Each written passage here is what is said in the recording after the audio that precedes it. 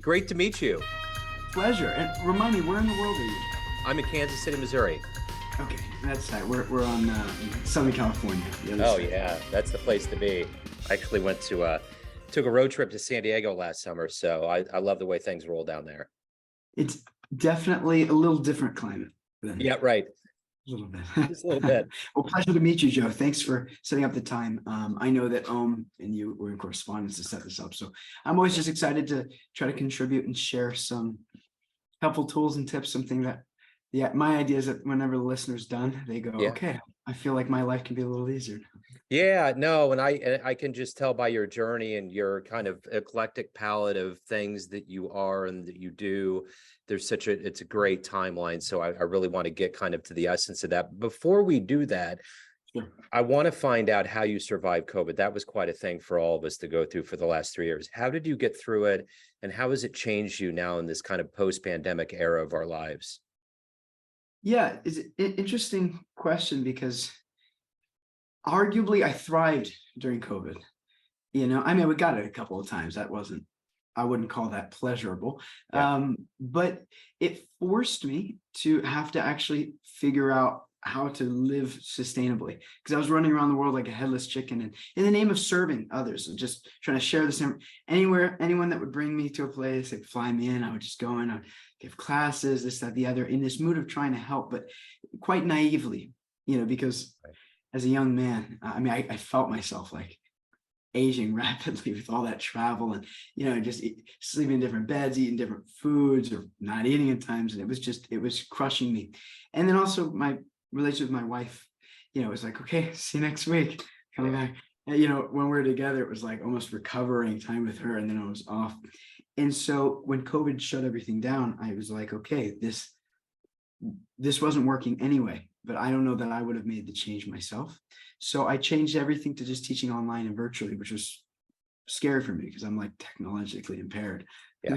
Technology and I have never been the bestest of friends. Trying, I'm cultivating that relationship. Don't get me wrong.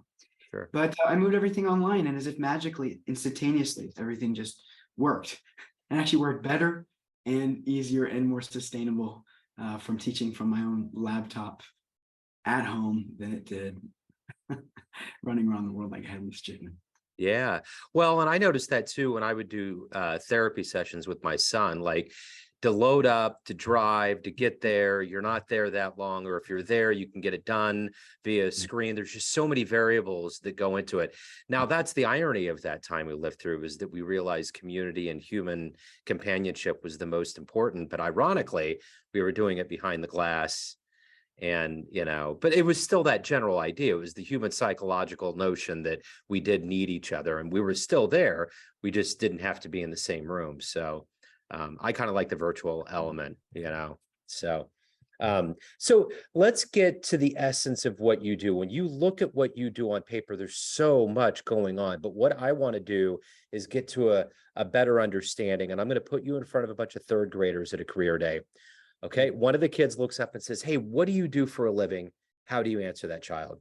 Yes, I actually only want to talk to that crowd at all times because I like when people explain things really simply to me. Um, yeah, so what I do is I teach people really practical, easy tools.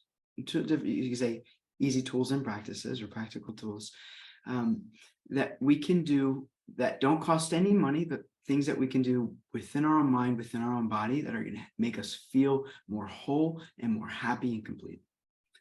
And then to maybe bring it up to like a 5th to 7th grade level from there would be like using ancient practices that people have been doing for thousands of years that are available to all humans from our skin within, different types of practices that now we have data to prove actually work and actually can make us feel not only more purposeful and happy in our life, but actually a deep sense of contentment and a deep ability to sit in the present moment as opposed to being not in the present, in the future, thinking about what could happen, which causes anxiety, not being in the past and reflecting on that which can't be changed, which causes a type of depression, but actually presence, which causes contentment, not necessarily happiness, but Right. contentment, which is no matter what emotion comes, we're all right.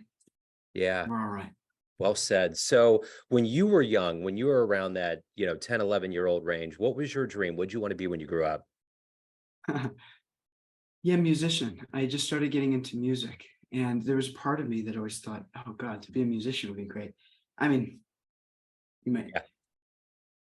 I don't know what gave it, but I'm into music, and so I always wanted to, but I always felt, to become a musician, it takes so much time, energy. So part of me wanted to be a musician. The other part of me wanted to be into carpentry. I love Oh, cool. Legos. I spent my whole life like building things. So I actually started taking workshop in school, and my career pathway up until college was carpentry and Wow. architect. That's fascinating. So as a music fan, what was the first live concert you saw that really blew you away? Lincoln Park, Wow. believe it or not. Yeah, my first concert was when I was about 10. And I was just, I mean, I knew what it took to sing by myself and try to hit some high notes and try to sing for more than a few minutes. And I thought, these guys are doing it pretty good. Pretty impressed. They just keep on keeping on. And I actually remember thinking to myself at that concert at 10 years old, like, yeah, I could do this. Maybe Yeah. one day I'm gonna have to practice, but like, yeah, I could see myself doing something like this. That's cool. And 12 years later, only to be on the stage down the street in a venue playing in a band Dream for a realized. venue. It was like trippy. Yeah, that kind of thing, especially when, I interview a lot of jazz musicians. It's like when they Yeah, get the chance to finally um like play on the same stage with their idol. It's like that whole full circle effect, that Maslow thing that just kind of comes together. It's pretty cool. Um, so I know you came from a family of yogis. You have a very interesting background, very spiritual background. Talk to me about where you were born and raised and how all of the seeds that have become you, whether it's music or coaching or spirituality, how did all of these get planted in you to grow into who you are today? absolutely. I think my parents get most of the credit actually, because my father is a trumpeter, musician, and he actually got a scholarship to Juilliard. But he did what most people in his age group did when they were kids, and just became kind of a hippie. Got actually not a cliche hippie. He actually got like shaved head and tried to like live a really clean life and went like plant-based before even people knew what vegetarianism was like. But kind of like I like to say like a clean hippie. Yeah. And so he didn't go to Juilliard, but he became a type of spiritual seeker, and both my parents at a young age. So growing up, seeing them, I did what every normal child did and was like, that's weird. No thanks. Because they would chant mantras, and there were some things I get with, like, okay, I like the clean eating. I was like, that makes sense. I'm gonna eat something healthy. All right, fine. I didn't always do it, but the Yeah. concept was nice. So there's some things I can get with, but like the actual spiritual practices, they were too weird, I thought. Now I'm like, actually makes a lot of sense. But then it was like, that's no thanks. But I did get into music because of him and playing trumpet. And that was my first instrument. Yeah. And jazz being my absolute favorite genre, hands down. Yeah. Whose isn't it? But Right. getting into trumpet, and then from there, my friend bringing over guitar. I was like, yeah, I think I can figure this out. And then from there, the piano, and then just learning, developing the vocals, and that just happened almost on its own, spontaneously, learning music. But with the spiritual practice, what happened was when I was 16 years old, my dad said, I'll give you $100 if you read a book called the Bhagavad Gita, which is an ancient yoga literature, a 5,000-year-old book, and teaching on principles of yoga, specifically not like the physical practices. Most people nowadays think yoga, it's like stretching, which is it's helpful. Yeah. Don't get me wrong, but this is the internal yoga, training the mind. And I was like, I need that money, so I guess I'll read this silly little book. And it actually blew my mind. I was like, wait, this is what you guys do? Oh, so you guys just meditate? Like, this is just types of meditation, and like trying to cultivate a pure existence. Like, oh my God, this is cool. And from there, I started myself trying the meditation. Also, I got into a practice called kirtan, which is mantra meditation. It's all throughout the East. You'll see they take these ancient mantras and they put it to music. So you got some rhythm, you got some melody. And so it's a call and response mantra meditation. I was a musician, and as you and maybe many of your listeners would appreciate, it's like, okay, I can get into some musical meditation like that. Don't threaten me with the good time. Yeah. And so I started to do this kirtan, or this mantra meditation. And it was like the merging of these two worlds. Like, okay, wow, I'm doing a practice that actually helps me train my brain. And I do what I love to do, which is playing music. And it's like a jam. It's like an impromptu improv jam with meditation. So I was like, all right. And so when that merged together, when I was about 16, 17, I said, all right, fine, let's do it. And Yeah. that's what got me somewhat serious. So what was the name of that book? It's called the Bhagavad Gita. Bhagavad Gita. It's in Sanskrit, Bhagavan is a name for divinity, means the possessor of all opulences. It refers to, just in the same way that there's one sun in the sky, and no matter where you live in the world, everyone calls the sun by different names, but it's ultimately one sun that's kindly giving us the heat. And Bhagavan, and then Gita means the song. So it's this very poetic literature written in Sanskrit sutras, which means every line is metric. So it's a music, it's actually, there's a meter, there's a musical meter to it. And it's 700 verses of these musical metric verses, teaching the philosophy of the mind and the self, of nature, of divinity. And the ultimate purpose of it is cultivating a mood of service to all other individuals and ultimately divinity. And if we're serving each other and serving divinity, then that's where real happiness comes. Because as you were expertly and eloquently saying before, community relationships are everything. That is the most significant experience in our life. So what to speak of cultivating healthy other relationships, but also cultivating a divine relationship as well. And that's there's 700 more verses worth of content, but that's the gist. Yeah, that's cool. I was just curious. I'd love to pick it up. So tell me, who's been a hero for you in your life? Let's go broad first. Someone I think everyone could appreciate is George Harrison, because I always liked his music growing. I mean, the Beatles, gotta have some appreciation, of course, but George's music specifically, I was like, yeah, something about that. And there was always a spiritual flair, but I remember I was into spiritual stuff. I was like, no, just good music.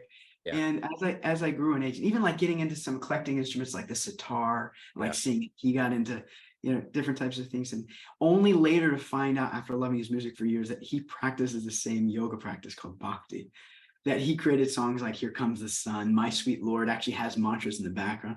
Hare Krishna. It's got like mantras in the background. So later in my life going, oh my God, I've been listening to like kirtans and musical meditations this whole time. So he was someone that always impressed me, because he took his fame and gave it in the name of service. And how many people did he help? How many people did he uplift? And even, would purchase centers. Like I've been to a center in London that he purchased for just a meditation home called the Bhakti Vedanta Manor. He just was like, here's this huge property worth who knows how much that I just want to give to you guys so that you can just keep helping people get familiar with yoga. Wow. So big, I would say he's one of my guys. It's like, wow, incredible fame, but he never, I don't know, but he always made it a point to give back and to contribute to others. Yeah, that's amazing. There was a band that just came through Kansas City last week. I interviewed a couple of the members. It's a Beatles cover, and it's called Rain. And they did a whole show from like I Want to Hold Your Hand all the way up to Sergeant Pepper. It was, even Abbey Road. It was amazing. They had all the costumes. They had all of the, the visuals up there. And I'm just sitting there thinking the whole time, in this Me Too movement and in this world of people getting canceled out, the Beatles were completely clean. They were so good together.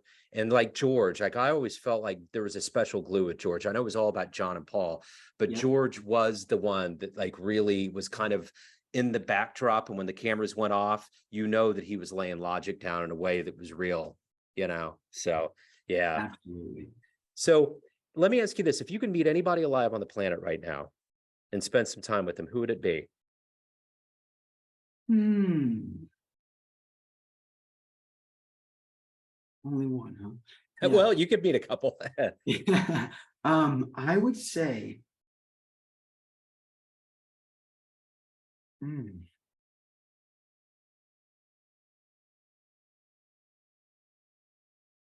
person I would be the most eagerly inclined to meet today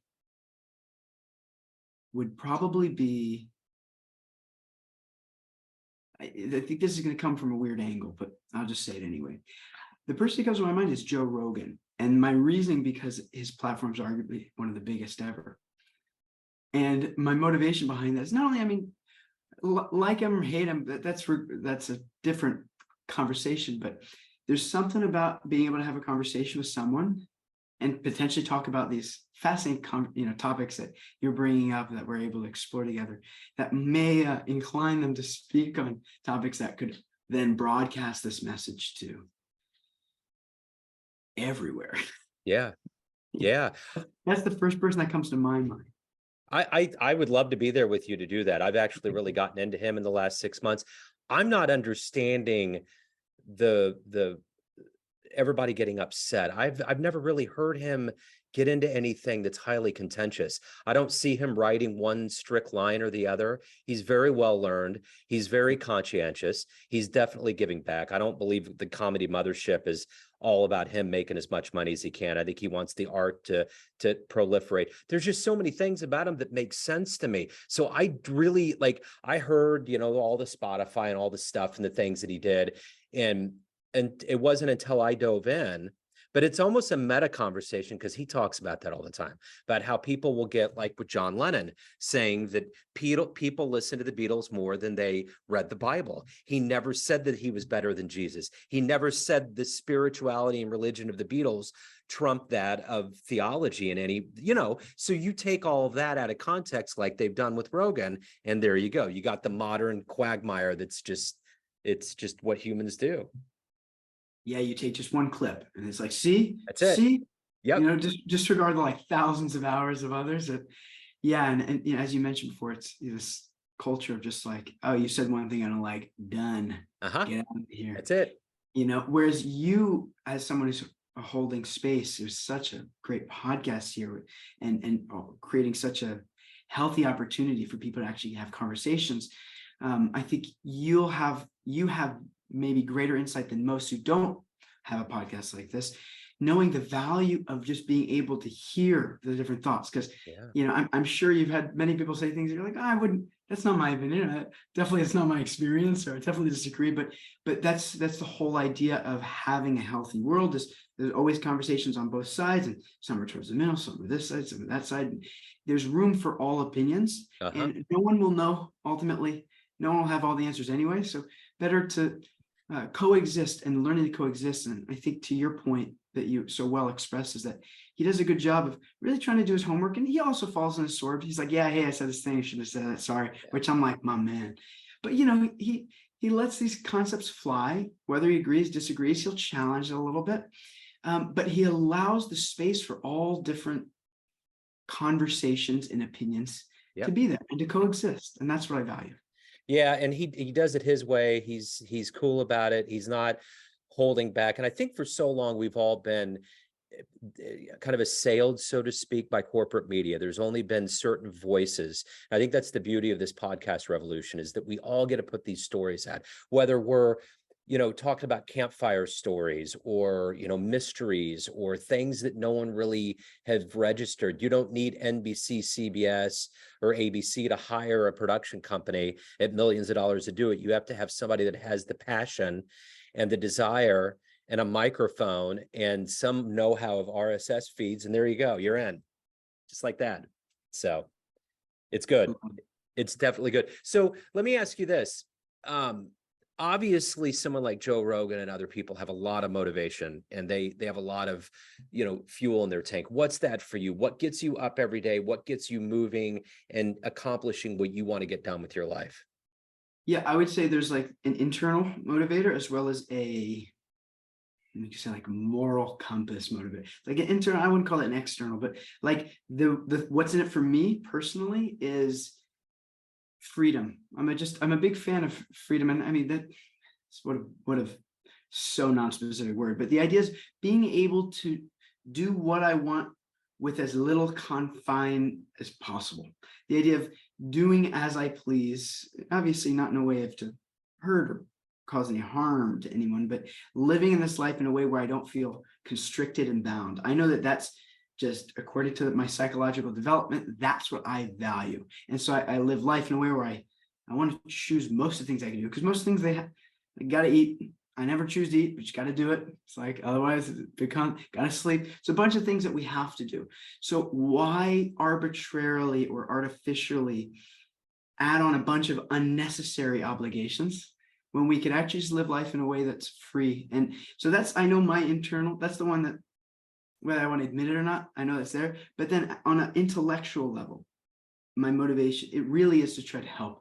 And just, I'm so grateful for the knowledge my teachers have shared with me. I mean, the reason I would consider my life so successful as a young man, like, I just turned 28. I'm a chap in the world, and I would still consider my life outrageously fortunate and successful because I've had so many generous teachers that have just given me so much time, attention, and knowledge that have allowed me to feel the kind of contentment and happiness I do in my life. So I feel so happily obliged to try to share that with others, because if I can just say one thing and one person hears it and goes, my life's a little bit, like, the quality of my life is now a little bit more improved. My life's a little bit easier to live. I have more chance to actually experience something greater than my limited mind. Then I'm happy. So that's like my real, my heart says freedom, but my mind says service. You have a true jazz heart in you, and this is why. When I ask musicians why they love jazz, the number one overwhelming answer that comes out of their mouth, the first word, freedom. All the time. Like, they could say anything. You're talking about a genre that can paint any picture in the world. Okay. There's paint everywhere. There's a huge canvas. And the first thing, freedom. So it's interesting you said that, because that's always it. I'm appreciating your backdrop too. That's like, that is jazz, right? Cool. Yeah, thank you. I'm a visual artist, and I painted that. And the original one is in my wife's 5th grade classroom. She's a teacher. So there we go. Love it. Yeah. I mean, and there's something to be said about, everyone likes music. That's the cool thing. There's no one in the world that's like, don't like music. Everyone likes music. And the cool thing with jazz is one of those few genres that, because of how all-encompassing it is, everyone, no matter who you are and what you like, there is a type of jazz you'll appreciate. Unlike, like, there might be some people who just, they don't like any blues. They don't like any rap. They don't like any country, whatever it might, there's nothing there. Whereas jazz has an option for everyone, which I think is also a cool, fascinating concept. It is. And, when I got into jazz, I kind of am in that realm of trying to be a jazz purist, and people would bring up smooth jazz, which isn't my thing, but I've met and interviewed so many people that are in the genre. And there's times where I'm like, people are like, yeah, I love jazz. They'll find out I have a show. And then they'll be like, I'm into smooth jazz though. And I've learned over time that all of it's valid. I may not listen to it. Like, for instance, a friend of mine was telling me about the Kenny G documentary that was on HBO. Did you hear about that? I heard about it, but I did not watch it. I didn't either. And he was telling me one thing. This is mind blowing. So in China, when they were all walking home there in the heyday of Kenny G in the 90s, that really big song that he had out, I can't remember the name of it, but it's his main song that you hear everywhere. They would play that over the loudspeakers in cities when people were going to work and coming home as a motivator for them. That's crazy. That's a win. That's a win. I said, what a win for an artist, right? I mean, that is, for a country of people that really do put work above everything else, and that's their anthem. That's wild. That's just crazy to think. So I'm curious, in your work and your life up to this point, what's been your best success story? Personally, or success in terms of helping someone else? Yeah, I will get to that next, for you personally, but for somebody that was a client, somebody that reached out, that you helped, that really puts a smile on your face. Well, there's definitely a lot, but the first one that came to my mind, so just probably because I was speaking with her yesterday, is there's someone who I met. She actually came on an India pilgrimage with me. Every year I take people to India, and it's give them kind of like India's so intimidating, so it's like, come with me, you'll be comfortable, don't worry, you'll get a traditional experience, but eating well and sleeping well, etc. And so she found out about my pilgrimage, came with me. And when we got back, she was like, okay, I want to work with you. I want to do some education with you, some coaching, etc. And for 2 months or so, we were meeting once a week, and she would tell me, we were talking about like meditation and whatnot, specifically teaching her musical meditation. And she was like, yeah, I don't really like my job. And I don't make enough to hardly live. There's what else could I do? This, that, the other. And I was always like, you do whatever you want. Like, why don't I just help you do what you're doing for them, for yourself? And I was always encouraged. She's like, yeah, maybe one day, maybe one day, maybe one day. And on our last session of that particular training that I was walking her through, she, and actually that's my style. I'm audacious. I'm just like, you should do whatever you want. Stop creating arbitrary limits. Our potential is so outrageously amazing that if we're the only one putting our barriers, like, why not get rid of those barriers of the mind? And so I was always like, just so you can do this. As soon as you decide to, and you have the desire and you decide, let me know. And on our last session, she got furloughed. This is, COVID time, right? A few months after COVID started. And she was like, well, I wasn't quite ambitious enough to take the jump myself. So I got a little divine push here. And so let's do it. And then we immediately just helped her create her own business and start helping people with the different types of coaching models, Bhakti Yoga style coaching models that we were facilitating for others. And it's been years now. It's been over 3 years, something like that. And she consistently has not only, it's successful from a financial, she's rocking 20,000 a month from like her online business. She's got like a team she's building, we've helped her like grow and grow and grow. But the success really is in like the dozens and dozens and dozens of people that she's worked with that are now, she's created a whole community. This is up in Burlington, Vermont. Shout out to you guys up in Burlington. And she, as one person, just going every week and like doing some musical meditation, teaching some yoga philosophy, etc., cultivating a whole community that now, every week there's dozens and dozens of people that come together and they do this, and it's just growing and growing and growing. And that's the power of just one person making a decision. Yeah. And so that's the first success that comes to my mind. So let me ask you this, of all of the things that you've done so far in your life, what are you the proudest of? Yeah, becoming a monk for 5 years. Yeah, I did what every other 18-year-old does on his 18th birthday and shaved my head and moved into a monastery. I lived in India half the year, different monasteries in the West for the other 6, and like that, we could go back and forth. I would have been in India the whole time, but visa wouldn't allow it. So I had to come back. And for 5 years, I did what to the material mind sounds miserable. Woke up at 3:30, did hours of meditation. You live in it's an ashram, so it's like a spiritual frat house with a bunch of dudes. It's not the easiest, especially if you like your own space, it's not always the most comfortable situation. You're sleeping on the ground. We voluntarily chose austerity, like just sleep on a mat on the ground, ate very simply clean food. It went out and went to different universities every day to like teach meditation, distribute different literatures that taught it, et cetera, et cetera. And I did that for years. And looking back, I'm like, I don't even know how I did that, to be honest. It's like, I'm like, don't ask me to wake up at 3:30, but speak at 4:30 or anytime like that. But I'm grateful I did, because it taught me a lot of things. But the one thing in particular is that I'm in control of my mind, and my mind isn't in control of me. Otherwise, my whole life, I thought, even it wasn't a thought, it wasn't conscious. It was an unconscious thought that, I like this, I don't like that. And I was bound by my conditioning. But it taught me, wait, I actually get to choose through the practice of discipline to, instead of being my mind's biatch, for the sake of, it's like, just do whatever my mind's slave, doing whatever my mind says. I actually get to control my mind, which means I get to create my own destiny. I actually get to choose the life I want to live. And that happened from a few years of practice of doing that, so that now I'm a normal person. So you got the hair to prove it. An actual shirt instead of robes. And I test all my success and happiness to figuring out how to control the mind enough to do the things I actually want to do, not just what I feel like I can do or I'm motivated to do. But it's like, no, I do the things that I've decided I do. So, Yeah, that's cool. Softer militant training. Yeah. No, and I think about that with like someone like David Blaine that can pull off these crazy stunts. He has mastered that. Like, he was on that internet show, The Hot Ones, where they eat all the wings, the hot wings.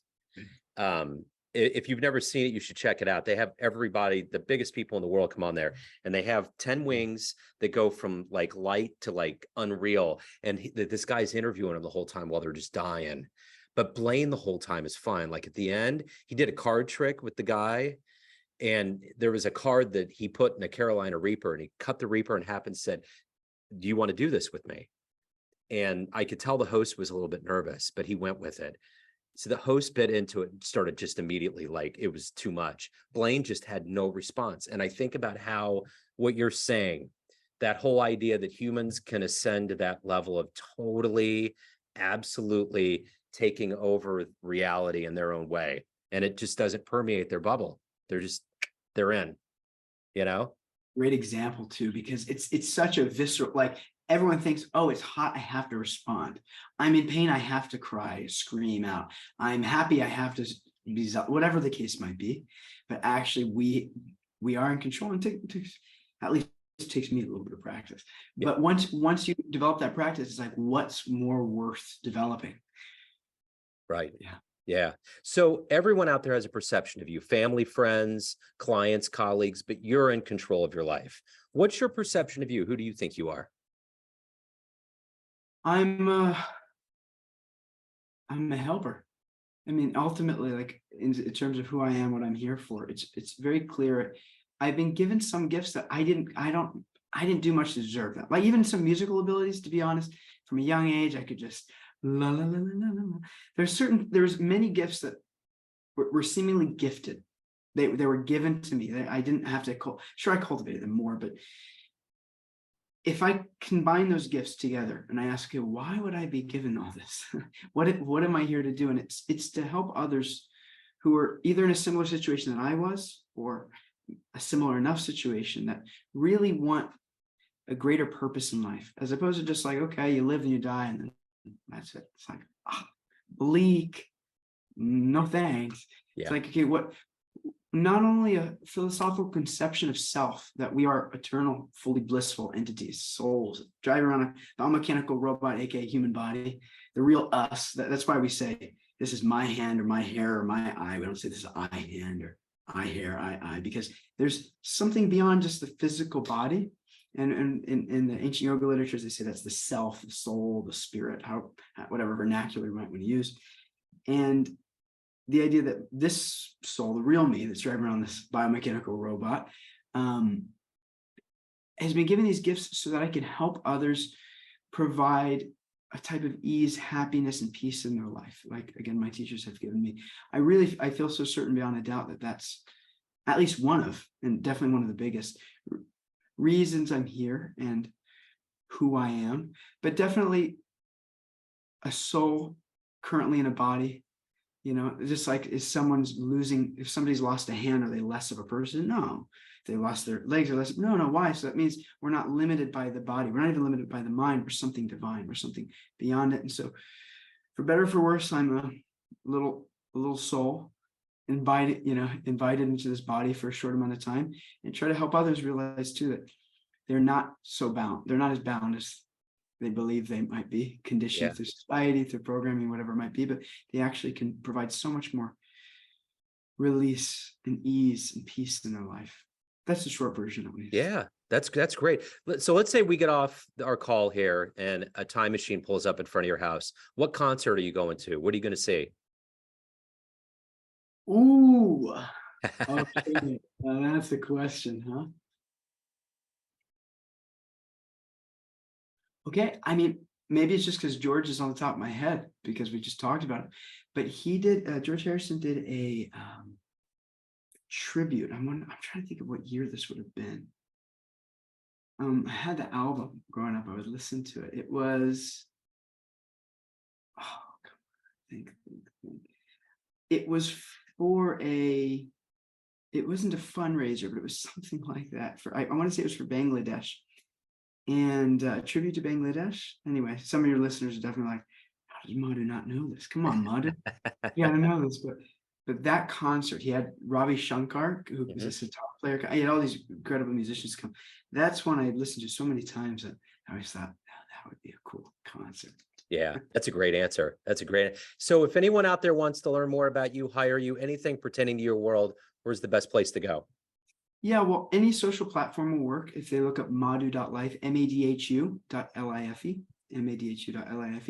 And the name's Madhu, like don't touch Madhu, easy way to remember it. And yeah, they can reach out there. Otherwise, if they prefer email, just info@madhu.life.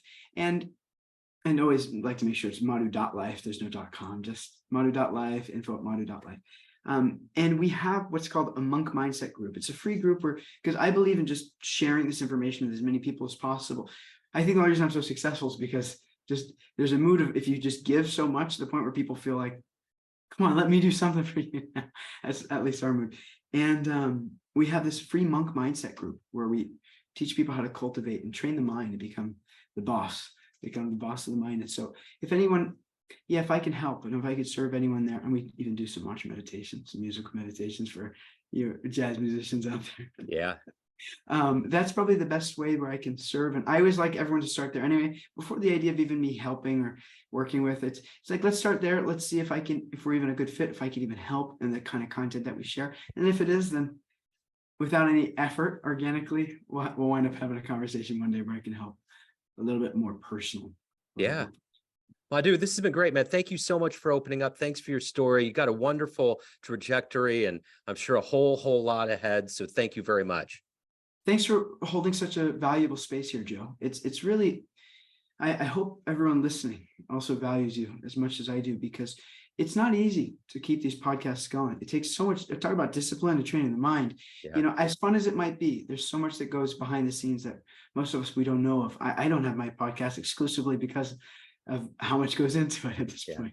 And I really value creating this type of safe space for us to get to come together and explore contents that are going to expand our mind. We'll speak of jazz expanding the mind, but all these other, we could say, philosophical jazz. Yeah, totally. And so I really value holding this space and welcoming songs that we can try to serve someone. Thank you, man. It's a labor of love. I appreciate it. And I love the work you're doing. So thank you. Best of luck with everything. Thank you, Joe. Take care. Back. Sir. You as well. See ya.